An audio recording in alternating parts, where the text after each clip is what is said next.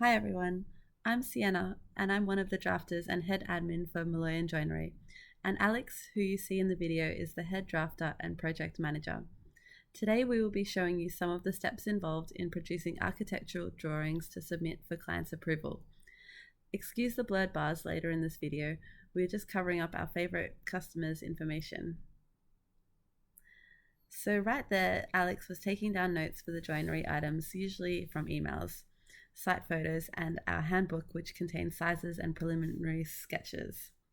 Next, he is marking up all the borders for the walls, carcass divisions, floor to ceiling heights, etc. This is very helpful and crucial step as it basically double checks for us later on because it gives us the view to see if anything is not where it should be, much easier than drawing a blank space and constantly measuring.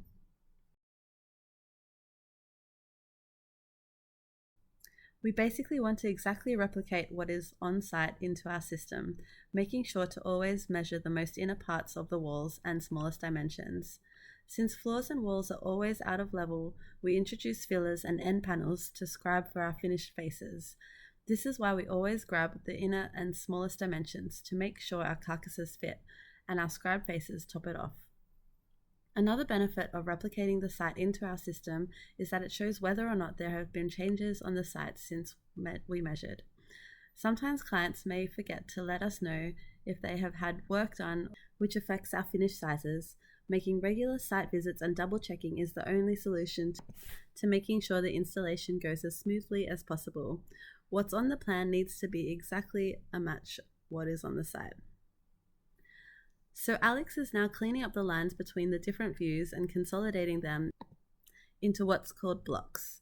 Keeping the workspace tidy as you go really helps in the long run, as bigger projects can get really messy and hard to read.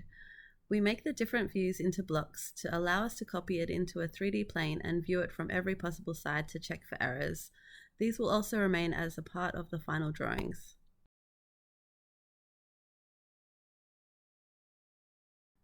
We can now bring in our cabinets from the library and nominate all of our sizes and specs needed. From our prompts window, we can make changes into the cabinets with almost anything such as internal hardware, overall sizes, divisions, construction methods, materials, and much more. As you may have saw, our blocks made earlier is really speeding up the process because Alex can snap onto his lines rather than typing in all of the dimensions required.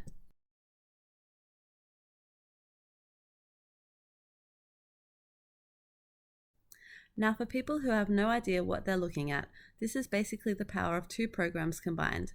The most powerful elements which gives us the ability to nest kitchens into flatbed sheets, G-codes, come from the CAM software Microvellum.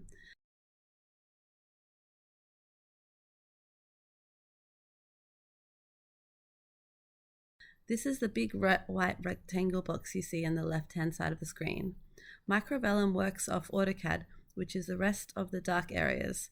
Microvellum and AutoCAD are two separate programs which work seamlessly together and provides us with all the goodness we need to start manufacturing items as quickly as possible with minimal human effort.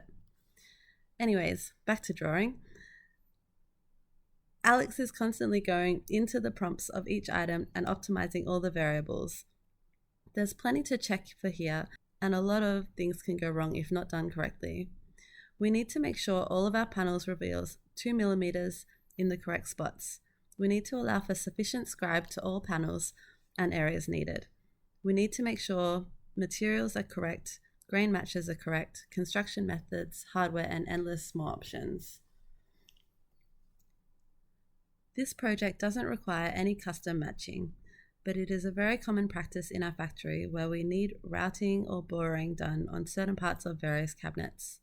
This can be done through part properties, which is the black gear icon on the right side of the Draw Products drop-down. In part properties, we can create matching paths with many different actions.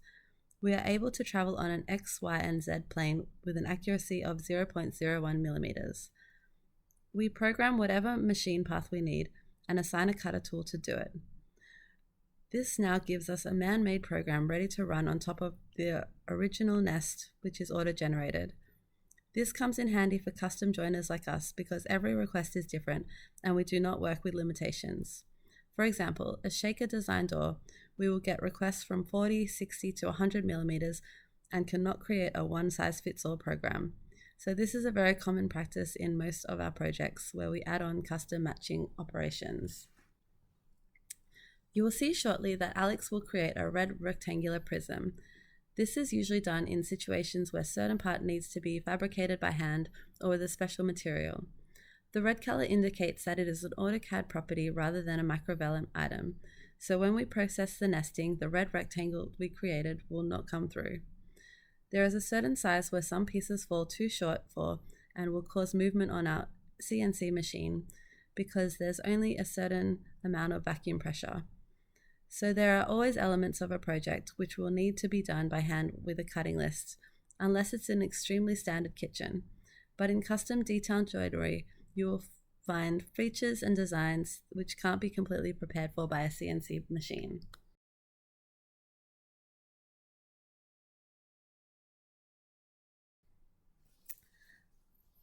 Now we start working in this white page called Paper Space.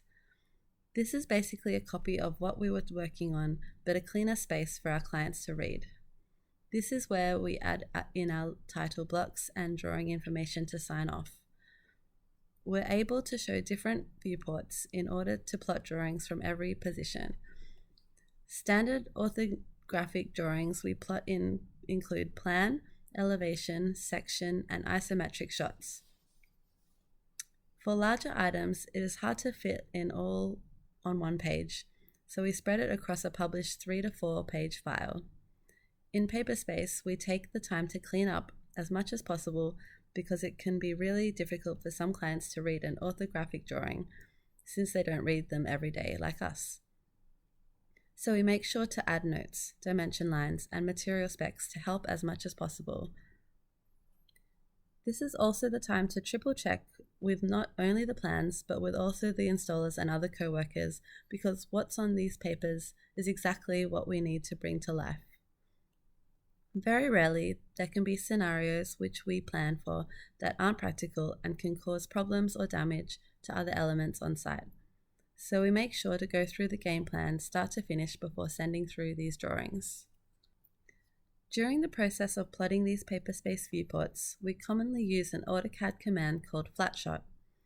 Flatshotting allows us to essentially screenshot the live microvellum item and move it around in different 3D planes. Doing so gives us the ability to look at different views within the same plane. When we ask Paperspace to look in an elevation view, it shows us the live microvellum component. This can give us a hard time in some cases where we expect changes to come through. Making changes to a microvellum product can cost some decent time. We flatshot the view we need and copy it onto the standard plane which we are working on. We can edit this flatshot in a fake way because it now turned into a 2D AutoCAD component, and any edits made will not apply to the real microvellum item. Flatshotting is also done if we have a process which will be done by hand. So we need some really sort of ways to show drawings of it without really applying the 3D machine. Again, we flatshot the desired item, copy it to whichever plane we are working on, and make the edits to the 2D flatshotted version, which is what the client sees. Here again, you will see another benefit of the blocks we made in the beginning. We are able to snap our dimension lines to those solidified blocks, even though we are working from Paperspace.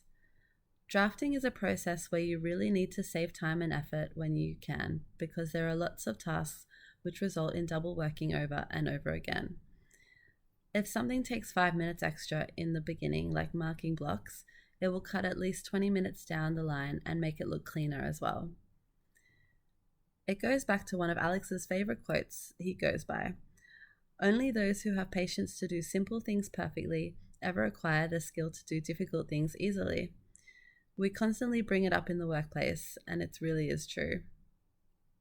We have a hidden gift in this video and highly appreciate every one of you who have made it this far. Your interest and support truly means a lot to us. Use code behind the scenes, no capitals, no spaces.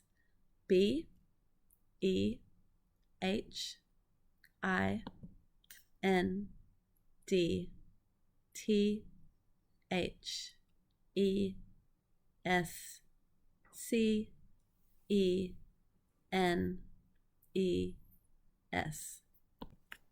We have lots of exciting releases coming up, ranging through all our collections, so keep an eye out on our Instagram or in your emails if you've subscribed to us. The behind the scenes discount code will expire December 1st and is only valid to use once. Once again, thank you all so much for all of you who have showed interest and made it this far. It really means a lot to us.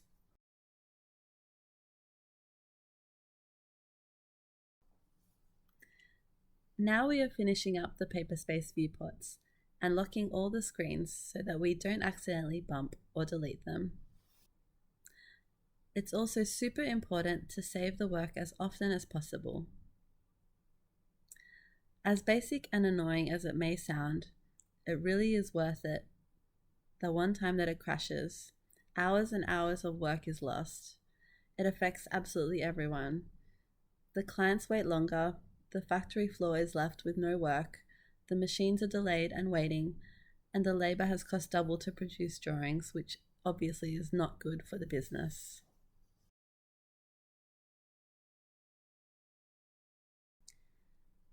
Now the drawings are finished and plotted into a PDF file for our client to view.